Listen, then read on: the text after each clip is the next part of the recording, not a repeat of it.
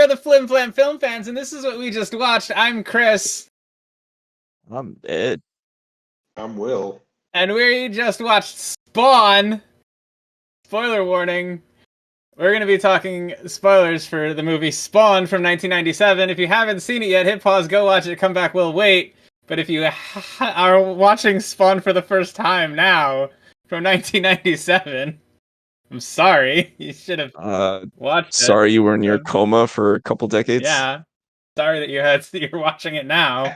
Spawn was the first movie you chose to watch? Yeah. Spawn has to be part of your repertoire if you are a person who likes watching comic book movies. Yes. You have to watch. You kind of have to watch Spawn, all right? Yeah. Have to? Yeah. Have to. Yes. Should. If you were maybe. born within a certain decade, perhaps. Yes. Okay. All right. Let's do this right now. What's worse, Spawn or The Spirit? Spawn. Exactly. You know what? I think I've only seen The Spirit once. You know, I was. Yes. To be honest, I can't make that call. If I had to base it off what I just watched, I'd say Spirit. To be honest, Spirit is worse. I thought Spirit is worse, right? I got it confused, and in my head, I heard Phantom. I'd go Phantom.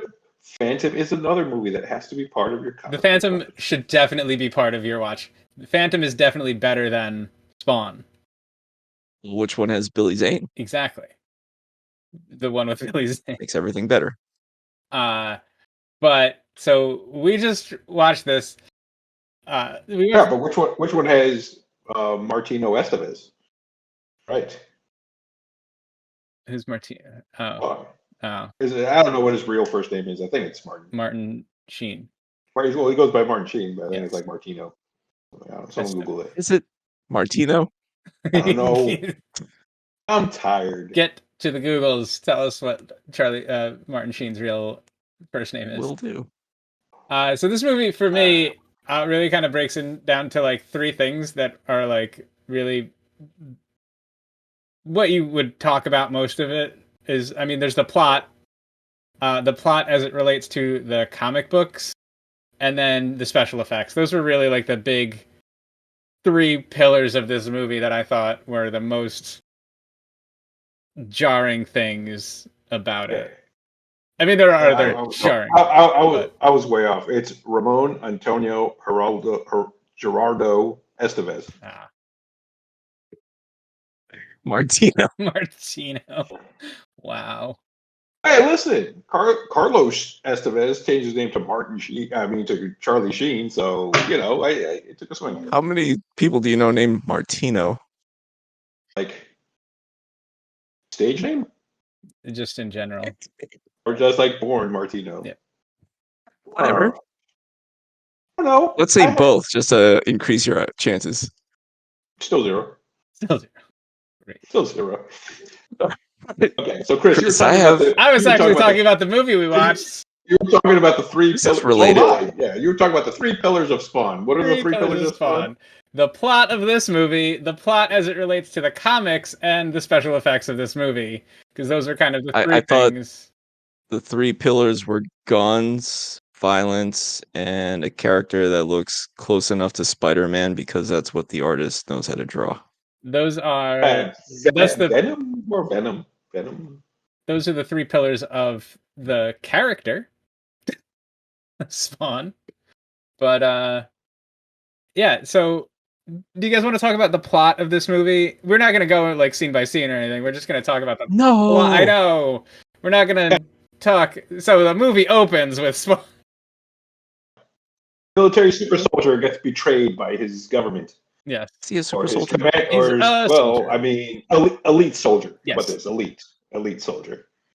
Gets betrayed by his commanding officer and dies. And 5 years later, but passes in a blink of an eye, apparently he sold his soul to the devil to lead the army for his vengeance upon the person. Yes.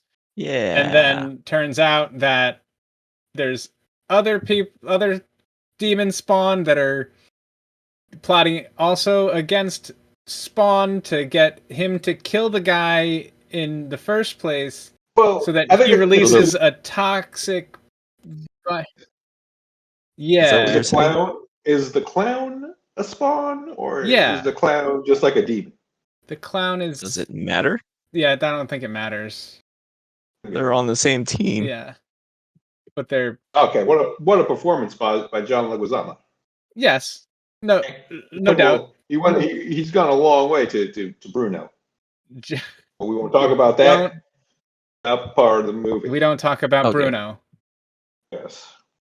Chris, I was hoping you could bless us with your comparison, maybe a quick 1 minute synopsis of the comic that you're currently rereading, which we also just happened to watch the movie Yes. of. So, the quick comparisons that you could provide of the comic versus what was in the movie. So the comic versus the movie. In the comics, so I read Spawn Origins Volume 1, which is issues 1 through 6 of Spawn. They came out in 1992. This movie came out in 1997, so it was several years of time between them. So there might have been more to the origin of the or revealed about the origin of the character at the time when this came out. But so the story in the comics is really about Spawn doesn't really know what he did. He remembers that he made a deal with the devil to bring himself back because he wanted to be with his wife. That's what he wanted in the comics. He wanted to be with his wife, not revenge. He wasn't seeking any sort of revenge. He was doing it for love, for the love of his wife. And the devil used that against him and made him this spawn of his, this creature that would be a superhero. And that's the other thing, is that it's weird. They don't tell you how he got into that position. No. He remembers dying. He remembers making a deal in the very beginning. He remembers that he's doing it for the love of his wife, but he doesn't really remember what the deal was or how he got there. And then Does he remember leaving his Mandalorian armor outside of the Sarlacc pit or not? no, or how he died. He doesn't. Oh, sorry. Getting confused. Hey, spoilers. Totally forgets. Spoilers. Or how he died. He doesn't remember how, but he's obsessed with trying to find his wife, trying to remember who he is. He doesn't remember that he's who he is, but he's also a very well-known character in the world of the of Spawn, because there's the comics are interlaced with news reports that talk about him and his wife and what's going on and what's happened in the 5 years between when he died and stuff. This is in the comic. This is in the comics. He was a public figure of sorts. He was a pretty public figure. He was a public secret agent. Surprisingly, yes. I don't know that he was a secret agent, but it's very public that he died and that his wife was like. There's stories in the newsreel parts of the book about his wife starting charities in his name and all this stuff. So that's completely different in the movie. When Spawn and the clown first meet, they're not working they're working on the same team, but they also have a very large animosity towards each other. They have this huge fight, and it's again, I feel bad saying this, but in the comics it's way better. They have this fight. There's a fight between the Violator and Spawn, where they're both fighting each other, and Spawn's using his powers, and the Violator's using his powers. He's like ripping him apart. That big praying mantis. Yeah, Violator's the big praying mantis, the clown. And Violator's thing is he rips out Spawn's heart, and Spawn is like, I don't need that. And he's killing the Violator, and they're just using their powers against each other. Violator rips off Spawn's arm, and then they're just fighting, and then finally the devil shows up and he's like, stop, you two, what the hell are you doing? You're both supposed to be working for me, not each other.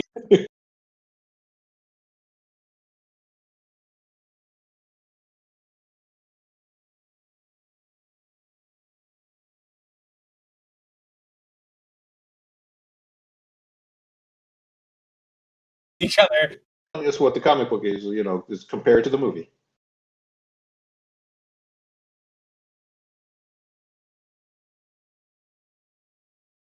Well, he gave If you look- Spawn these powers, and he gave them, but he gave it to him as a limit. He has a powers limit, like an hourglass almost, or a basin of powers. And as Spawn uses his powers, he'll eventually die from using all of his power. And Can't recharge by like no, fire or- there's no way that he's told that he can recharge. But he eventually will run out of power. He eventually will run out of power and die. And the devil will get his soul, and he'll lead his army. And he's also made him a superhero because he'll be going around as a superhero killing people. And the more people he kills, the more people the devil will then take. Because he's killing bad people go to hell, the devil then gets the souls. So he gets both the people that Spawn kills, and he gets Spawn at the end, eventually. Solid plan. Solid plan, and Violator is just another asset out there killing people for the devil. So it sounds like the comic's a little more fleshed out than the script was. Yes, incredibly more fleshed out. There's a whole subplot about the daughter in the comics where he was gone for 5 years. The daughter is only like 18 months old, so then he realizes, wait, that's not my daughter. Like, the only thing that he couldn't give his wife was a child, and it's a whole really sad thing. He always asks for anal. Yep. Yeah, the whole comic plot and the origin and the beginnings were just a little bit weirder. I mean, the powers in the comic book are a little bit janky. It's kind of that weird, like, early Superman where you're not really sure what his powers are. He just shoots beams, and you're like, is his power just beams? And then near the end... Spawn also have a cellophane S? Maybe. It's just, he just can do stuff. Cape As the Spawn. His cape in the movie looked, it was like cellophane. Yeah, effects. He just has powers that, as the plot demands them, he can do them. And one of the last things in the comic that near the end of episode 6 is we talked about Spawn using guns, and it's like, why do you use guns when you have all these powers? The reason he uses guns in the comic book makes a lot more sense so because he doesn't use up his power. So he doesn't use up his power. He can use. It made no sense in the movie. Yeah, because they didn't explain it. He just started using guns. That would have taken all of what, maybe 3 sentences to explain in the movie. They also did a terrible job in the movie of explaining why he had powers to begin with, and what he was doing, and a whole lot of other stuff. So to hop back into the movie, this is written by Alan B. McElroy, whose first film credit is Halloween 4: The Return of Michael Myers. Next movie, Rapid Fire, starring Brandon Lee, which then he gets into Spawn. One of his movies is Ballistic: X vs. Sever. I think you have opinions about that one, Chris. I have not get into that. That is another podcast altogether. Okay. I had that game on Wrong Game Turn. Boy. You followed that up with Wrong Turn, which I actually remember liking quite a bit. The Marine, starring John Cena. Tekken, the movie. The Marine 4, and then it kind of somehow gets worse from there. So a lot of mixed stuff in those credits there. Summer. This is the writer. He might as well be. This is the writer, and I'd like to not the director. Quickly jump into the director's credits. Yes. Mr. Mark A.Z. Dippe, D-I-P-P-E. Estipper? Let's just call him Mark. Starts off with Herbie Hancock. This is the drum short film. Next credit is Spawn, his first full-length motion major picture. Followed by Pixel Perfect, Frankenfish, Halloween Town High, all TV films. And then straight to DVD, Garfield Gets Real, Garfield's Fun Fest, Garfield's Pet Force, yada, yada, yada. There isn't another... there's one currently filming, Marmaduke. So this guy's film career started with Spawn. He's doing Marmaduke? Essentially kind of ended with Spawn, I guess. I they do a Marmaduke movie? Maybe I haven't really kept up with the series. All right. So I also would. You saw McFarlane, creator of Spawn. Was it the first Comic Con In New York? Well, they had the first New York Comic Con. Was it the first one? I wasn't there. So probably around that time. It was that time when they didn't really have security at the main theater, and we just kind of walked in and saw Mila Jovovich or Mila and Smith. And he came out to talk about stuff. And I did Spawn. It was awesome. I drew Spider-Man. Sounds really cool. Sorry, I wasn't there for that. So another thing about this, the production, you talked about the production early on, or when we were watching it, you said something like, this is what happens when you don't keep creative control over your movie. I think you said that. Oh, yeah. I made this cheekish comment during our watch of this movie. But I can't imagine Todd McFarlane being heavily involved, on set constantly. According to I don't get how you mess them up so much. A comic book itself is pretty much a storyboard. Yeah. For the most part. But according to Wikipedia, he sold the rights to the film to New Line Cinema for $1 in exchange for input and merchandising rights. Does a lot of input doesn't mean a whole. Input, I guess, doesn't mean a whole lot, but he sold it for $1. Input means a percentage of the toys. Yeah, I think merchandising was probably the key there. Which, and if that led to McFarlane Toys kind of blowing up, then I think that's probably his most. I'm guessing, I don't know, but it's a very successful toy line. So not just Spawn, but McFarlane Toys. I don't know what input means. I could go on this whole rant. I know you guys love my rants, but getting into creative input, Will and I recently saw Brian K. Vaughan at the last New York Comic Con, and he talked about not really wanting to be hands-on with his projects, which I have. Let's just say I'm not interested in seeing someone else's adaptation of his work, and we saw how that turned out with the TV show. Inputs, whatever. I prefer that a creator be more hands-on. Like Will was saying, a comic is in effect a storyboard for any show or movie.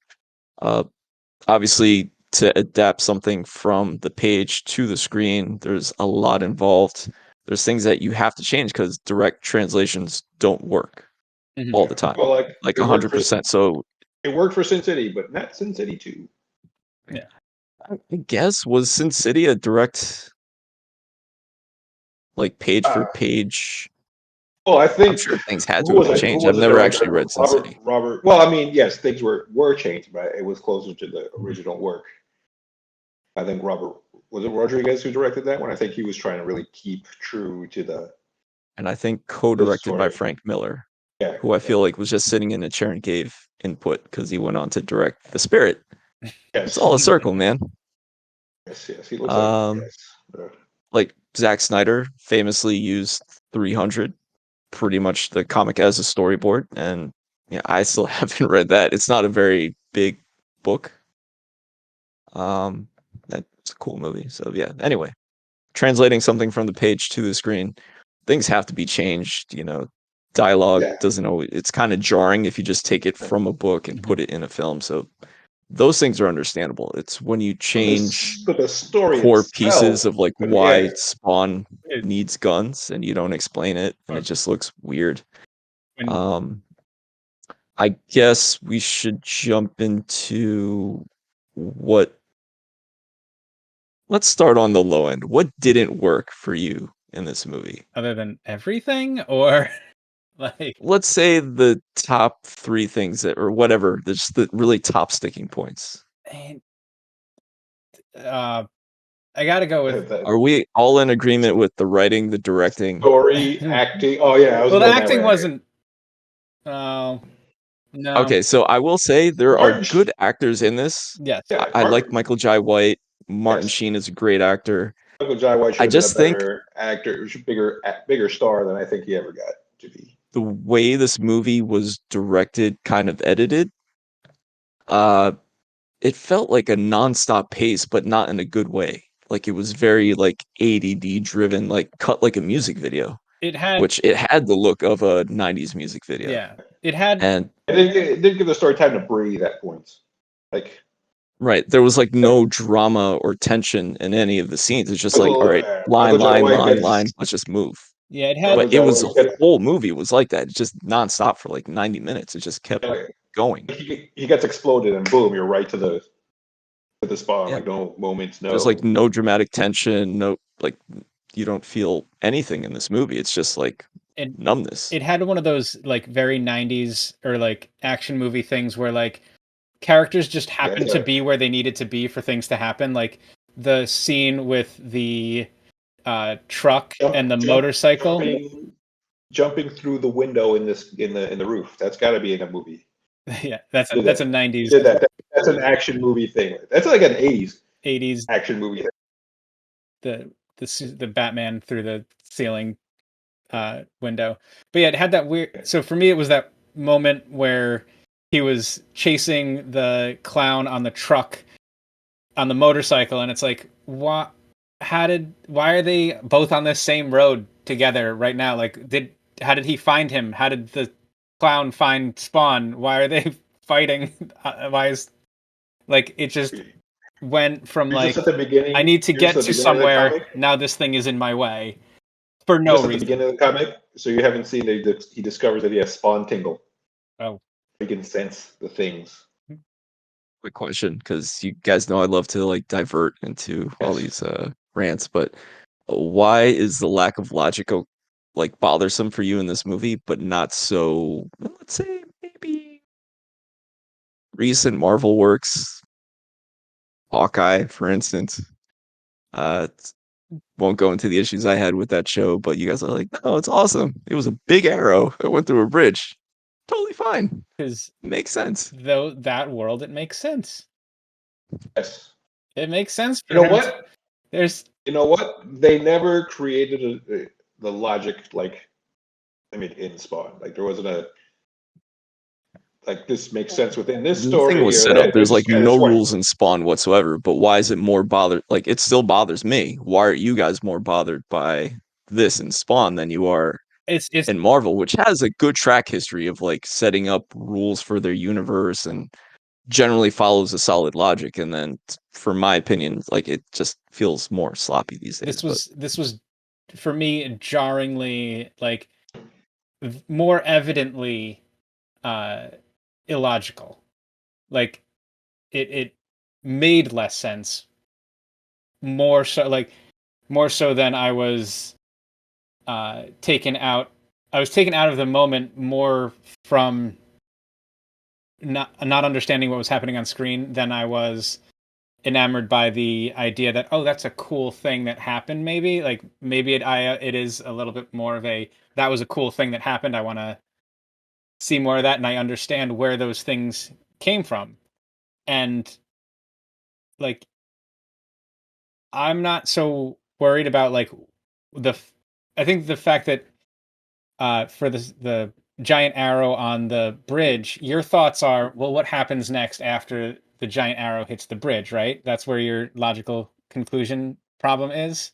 Or I'd be worried that the arrow would destroy the bridge would be catastrophic. Right. And there seemed to be no thought about that. Right. To destroy a truck that didn't impede the bad guys at all.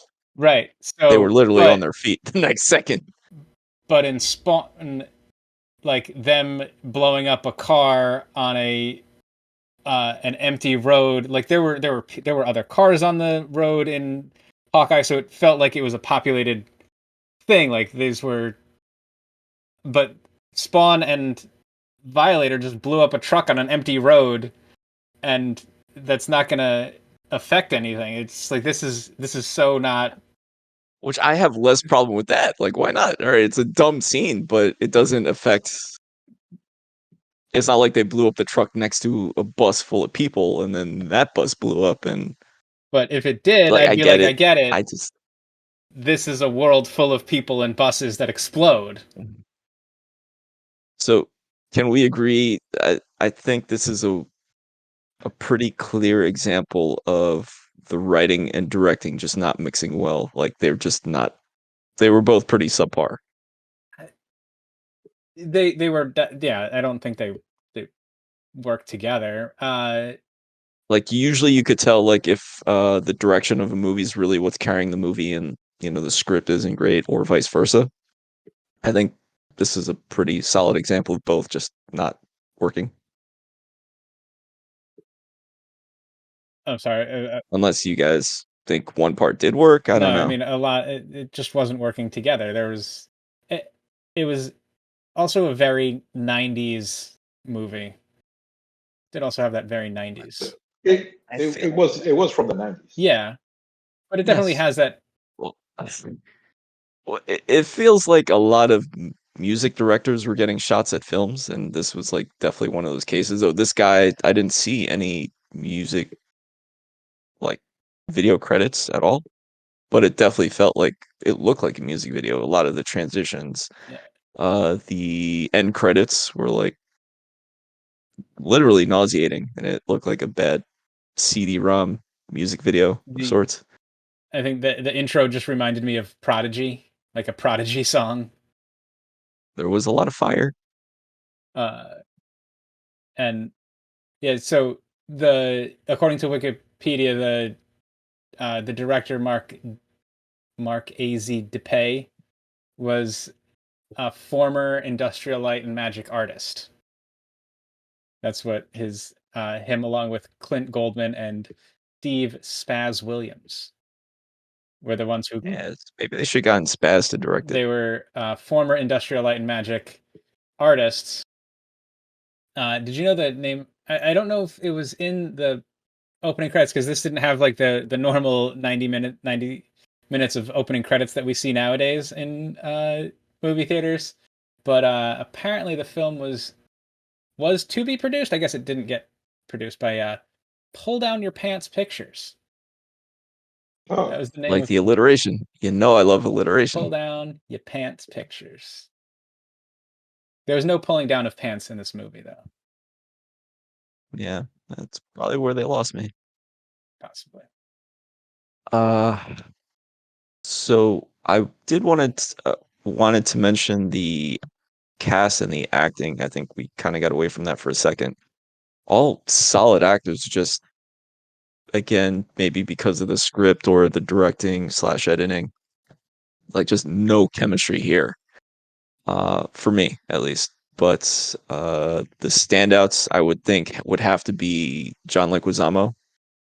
I don't know if he just happened to know the type of movie that this was, and the character. It is the character yeah. that slapsticky in the comics. I was gonna say I don't know, but that's kind of the character that he played in the 90s. He was just the pest in. Yeah, Yeah. in the clown. You could hear his Three Stooges and all that. So yeah, he's not in the comics. He's not that. He's not that. The John Leguizamo show. Yeah. I felt like he played it towards that, like he was doing his Jim Carrey Riddler, which I wonder. This probably came out around the same time. I'm guessing. I don't know. But like he had the vibe of what this movie, I guess, needed. Like his character was slapsticky. Maybe doesn't completely work, but also I think was the best performance for what this movie needed.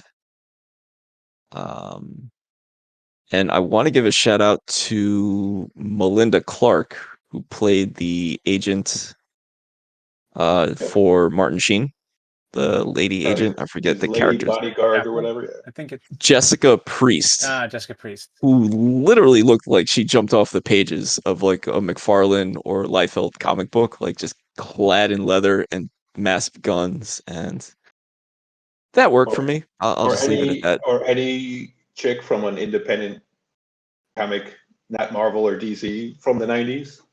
Pretty much, Blood. just like 90% legs and hips, like no waist, and then that complete hourglass figure. Blood Rain. I'll leave it at Witchblade. that. Yeah, Those kinds of things. Fathom. Are you going through her filmology? No, I was just naming some '90s comics with that I was kind of aesthetic. trying to remember what I saw because like I've seen her in so much stuff. She was in Return of the Living Dead 3, which I forgot about. Oh man, She that was her. was yeah. Yes. Um I didn't recognize the face. she did a voice in the Animatrix, but since then she hasn't had any significant film Oh, roles. next movie we're Uh watching, man, Killer Tongue. yes, she plays Candy. Okay, yes, I see the cover. Yes. That's getting added to the list. Yeah. But TV, she has a ton of credits. Like a lot of random, just notable shows: Days of Our Lives, Ghost Xena Whisperer. Warrior Princess, Nash Bridges, Seinfeld, Sliders, two Will's favorite shows. Star Trek Enterprise, CSI, The OC, Firefly, Tremors. Yeah, a lot of. So we've Wait, definitely seen the her movie in Tremors? the show. Oh. Oh, the show. I think there was a short-lived show and one that was actually canceled. I think there was a pilot with Kevin Bacon recently but that wasn't it. So anyway, I think she was my second favorite in that movie, and she had almost no lines. Yeah. Oh, and no comments on Martin Sheen essentially playing Vince McMahon in that movie. No one else saw that. I don't think he was. Yeah, a little bit. I mean, I didn't see it. I think I saw it because you pointed it out, so I couldn't unsee it. I mean, he didn't take the Lord's name in vain, but it would have fit for his character. Yeah. Any other thoughts? What did we do? That's what didn't work was everything. What does work is Pretty much. Well, did you guys have anything else for what did work? I mean, the CGI worked for some things. Oh, yeah, that's a great point. I wanted to touch on that as well. I he was good, solid dude. I can't hate on him. Spawn. But I mean, obviously the CGI looks dated, but I think it still works. And I think that's. Do we know if ILM actually worked on this, or maybe it's just because the director had? They did. experience? So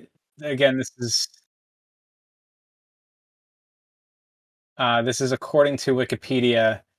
The movie visual effects shot count increased from 77 to over 400, created by 22 companies in the United States, Canada, Japan, requiring 70 people and nearly 11 months to complete. And ILM did most of the work, creating 85 shots. That cost they estimate it at 40 to 45 million. Yeah, I can't imagine a lot of people in that movie got paid well. Maybe Martin Sheen. Yeah. But The 85 shots cost $8.5 million. So 1.1 or I can't do the math.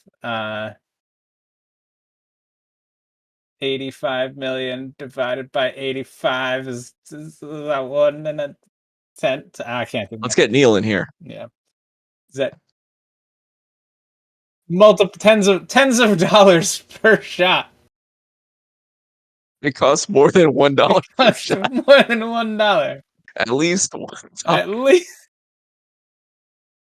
Oh god, I can't do math. more than half of the final effect shots were delivered 2 weeks before the film's end. So again, they look dated, but I was impressed by the motion of Spawn's cape, like how fluid it was, and it reminded me of the effects they used for Man of Steel, where Zack Snyder, I think the cape was completely CGI, and I couldn't even tell like until I saw a behind the scenes clips. And a little bit of Batman Begins, where I believe Christopher Nolan had to be talked into using CGI for a lot of the Batman stunts. And the effects company showed him clips of what was a real take and what was CGI, and Nolan couldn't even tell the difference. Now, it just got me thinking, like, Batman Begins? I don't know. I feel like it did. I probably did. I don't know. But it got me thinking, was this the first movie that used a CGI superhero cape? I think of weird stuff like that. Possibly. I think this could have been also the first superhero movie that used a CGI. Helmet, like Like, it was Iron definitely Man. prosthetics. Yeah, like that. But also his suit at times looked like it could have been CGI. Definitely the mask, Yeah. which they did a lot with Iron Man and other Marvel characters, which I really hate. But it made me think of Green Lantern with Ryan Reynolds, which Oh, was notorious for using a completely CGI suit, which yeah. terrible. But They did a lot of. I think they did a lot of practical. They talk about the behind the scenes being like he went through like 4 hours of makeup for the suit oh and yeah, the takes a lot duct of time to toast look like a face. burnt turd. Yeah, just ask Robert Englund. He looked a little less turdish in that one, Mm. more like melted pizza. That's true. Yeah, That's Freddy Krueger for those who are missing out on that reference. spoilers. Spoilers. Robert Englund plays Freddy Krueger. What? I know. Uh, anything else? Will, what are your thoughts? Any should people watch Spawn from 1997? If you're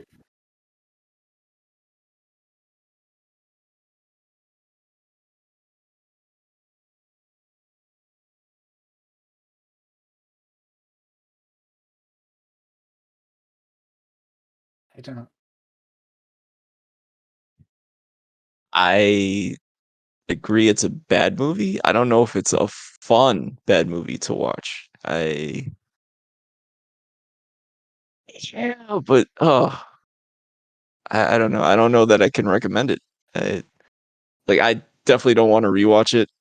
It doesn't have that replayable factor. I think I was more entertained about by our comments than I was about, like, it wasn't bad enough to be funny or fun, and it wasn't good enough to be entertaining either. So I don't know. I That's think a that's a hard pass for me. hard pass. For the time being, I am gonna have to side with Ed on this one. It's not.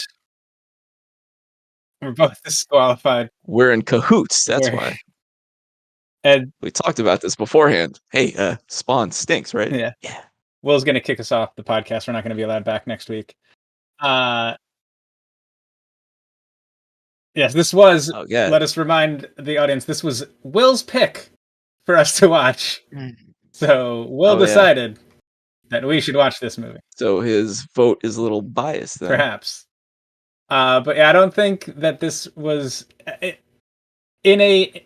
If you're going to watch a movie to try and understand, so I like movies as education and about movies, and this is an educational movie And hell. of how to make a bad superhero movie. Uh, because there are a lot of things, especially in the plot, that maybe they were introduced in the comics later than what I read, but the it goes so far beyond like making a Well, lot of sense and introducing characters that do very little until the very end, and uh the it falls into that superhero trope of like third act CGI battle that we all have been getting tired of with Marvel movies now. well, yeah. I mentioned that it reminded me of Black Panther. Yeah. Like, I feel like this movie could have, like you were mentioning, talking about educating how to do something and sometimes more importantly, how not to do something. I feel like this may have influenced a lot of superhero movies that we may not know about. Oh, So like the CGI cape, the mix of the prosthetics, maybe the CGI costume at times, the Black Panther fight scene. Just, man, I don't. Yeah, yeah. There. I mean, it definitely had a lot of influence. I mean, it for comic book superhero movies in the '90s, there wasn't a lot going on around that time. Like this is years before the Matrix. This is there wasn't a lot of good comic book stuff happening at that time. okay. I want to say 2099. Around then, Yeah. yeah, Uh, solid story. I'm not sure that the action when or they the entire movie holds up. because that also was they were trying to get away from making the superheroes look like their superhero costumes, and this movie did a lot to make the superhero look like the character as they were drawn on the page. So That's McFarlane's bread and butter is all art. yeah, You know, if it doesn't look like Spawn, then it's not Spawn, and can't disagree with that. yeah. Uh,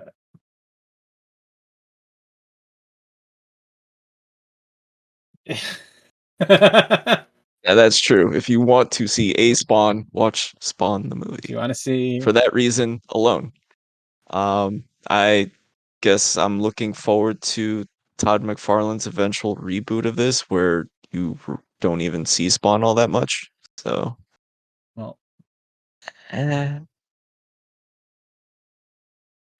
in let me skim through the reboot section of the Wikipedia article. A tentative I sequel. just had awful deja vu, by the way. What?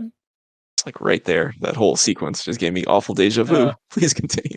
Tentative title Spawn 2 has been in development hell since 1998. In 2007, McFarlane Funding announced development of a new feature film scheduled for release in 2008. That never came out. Nope.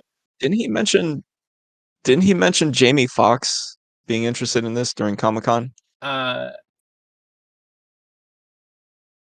In 2009, You'll barely see him. 2009, there was a screenplay written. It's been in my head for 7 or 8 years. Yeah. In 2016, he had completed the script. In 2017, Blumhouse confirmed their involvement. All right, I remember that. Forgot about it. 2018, Jamie Foxx would portray the titular character. July 2018. Like the way you say titular. Titular. 2018, Jeremy Renner would be starring alongside Fox as Detective Twitch.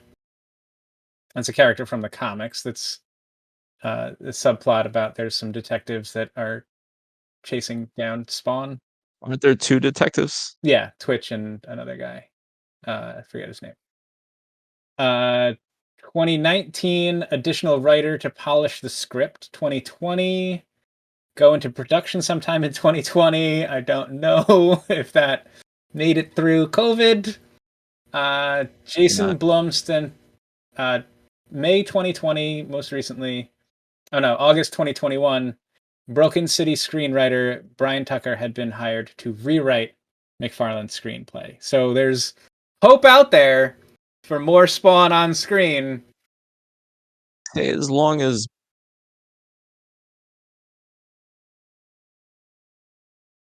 yes and yes. Mm-hmm. Yep. They have a...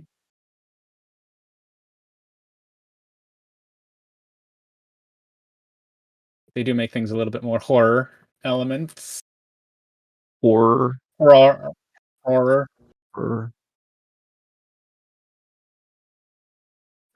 I think that's more for budgetary reasons. So I'm not exactly a huge fan of the Blumhouse productions. I think they did the Purge. Maybe whatever. But he's notorious for just getting things super low budget and turning profits there, where he'll hire a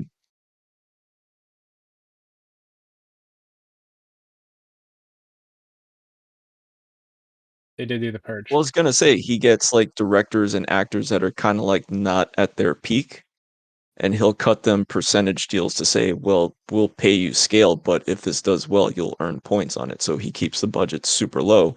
And if the movie produces, then they get, the proceeds from that. So I think as long as his production company is involved, I'd say there's a good chance this gets made.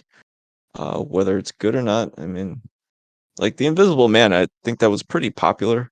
I wasn't a massive fan of that. I thought it was solid. It came out like right at the beginning of the pandemic, right? Just about. I think it was like the week theaters closed, and then they quickly released it to streaming, I think. That and Bloodshot. We should add that to the list of excellent comic book movies that everybody loves and clearly remembers. Oh, yeah. But I would also, since we did this, we might as well just do every 90s superhero movie. All of them? All of them. I mean, we did, all of the major theatrical released ones. we did the Phantom. Yeah, we'll talk about that in the future. Demand it, one person that watches this video. Demand it. Yes.